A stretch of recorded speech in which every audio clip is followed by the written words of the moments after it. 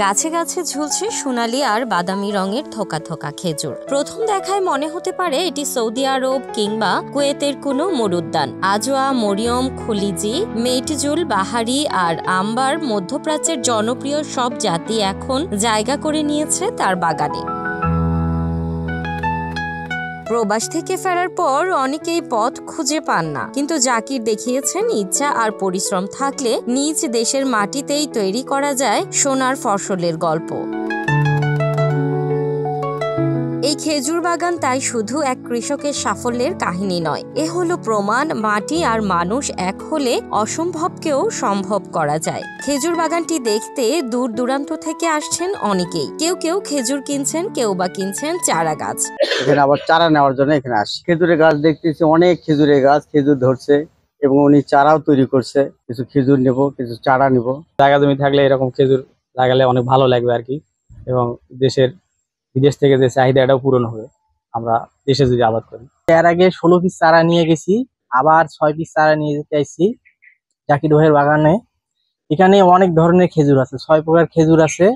আমার খেজুরগুলো অনেক সুন্দর, ভাল লাগছে। আমি বাগান করার জন্য জাকির ভাই এখান থেকে আরো কিছু চারা নিয়ে যাব। সৌদির খেজুর দিনাজপুরে হবে, জাকির ভাইয়ের এখান থেকে আমরা দেখছি।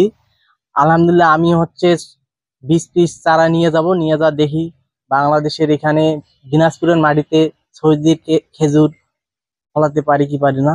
এই দৃশ্য দিনাজপুরের ফুলবাড়ির সজনপুকুর গ্রামে। প্রবাস থেকে ফিরে এসেই খেজুরের বাগান গড়ে সবাইকে চমকে দিয়েছেন কুয়েত ফেরত জাকির হোসেন। বর্তমানে তার বাগানে প্রায় 80টি খেজুর গাছ রয়েছে, যার মধ্যে 19টি গাছে পর্যাপ্ত পরিমাণ ফল ধরেছে। আমি দীর্ঘ 20 বছর কুয়েত থেকে, ওখানে আমি বিভিন্ন বাসায় অফিসের সামনে খেজুর গাছ দেখতে পাই। এক এক গাছে অধিক পরিমাণ খেজুর ধরে, বিভিন্ন ধরনের কালার, বিভিন্ন স্বাদের খেজুর। ওখান থেকে ওই খেজুর দেখে আমার দেশে এসে চিন্তা ভাবনা শুরু করি যে আমাদের দেশে এটা কিভাবে চাষবাদ করা যায়। এটা চাষবাদ আমাদের দেশে যদি আমরা চাষবাদ শুরু করি, এটা সম্পূর্ণ আমাদের বাইরের দেশ থেকে ইম্পোর্ট করা লাগে। তাছাড়া এটা আমাদের দেশে কোনোদিনও এটা স্বাদ গ্রহণ করা সম্ভব না। এই চিন্তা ভাবনা করে ওখান থেকে আমি খেজুর নিয়ে এসে আমি বাড়িতে চারা তৈরি করে এখানে রোপণ করি। প্রথম আমার 3টি গাছে ফলন আসে, পর্যায়ক্রমে এটা আমার 4র্থ ফলন। আলহামদুলিল্লাহ প্রতিটা গাছে ভরপুর ফলন আসে, 100 থেকে 150 কেজি। আমি আরো চেষ্টা করতেছি সামনে যেন এর ফলন বাড়ানো যায়। আমার দেখাতে আমি এক এক গাছে 7 মণ 8 মণ খেজুর দেখছি। আমিও চেষ্টা করতেছি যেন 7 মণ 8 মণ করে এক গাছেই খেজুর আনতে পারি।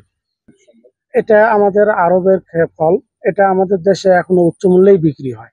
যেমন 1 কেজি খেজুর 1000 টাকা কেজি, আর এক একটি বীজের গাছের মূল্য 1000 টাকা। অফশুট বা কলম এগুলা নিতে গেলে 14 থেকে 15,000 টাকা পার পিস পড়ে। দিনাজপুরের মাটিতে খেজুরের বাগান করা সম্ভব, তবে বেশ কিছু নিয়ম অনুসরণ করার কথা জানালেন এই কৃষি কর্মকর্তা। মাটিতে সৌদি খেজুর রোপণ করে এসে সফল হয়েছেন। আমরা দেখেছি যে এখানকার মাটিতে খেজুর ফলবান বৃক্ষ হিসেবে আমরা পেয়েছি।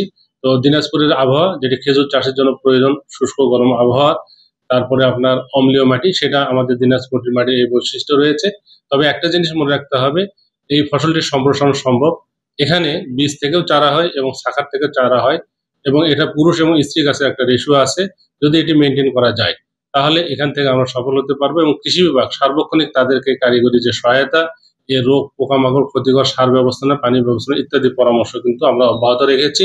তার বাগানটি একটি নজির হিসাবে দিনাজপুর সহ সারা দেশে বিবেচিত হতে পারে। উদ্যমী কৃষক তার বাগানকে পরিদর্শন করতে পারেন এবং তারা বাগান স্থাপন করে সফল হতে পারে। এতে আমাদের বৈদেশিক মুদ্রা সাশ্রয় হবে, যেহেতু আমরা সৌদি সহ বিভিন্ন দেশ থেকে এই পণ্যটি আমরা আমদানি করি।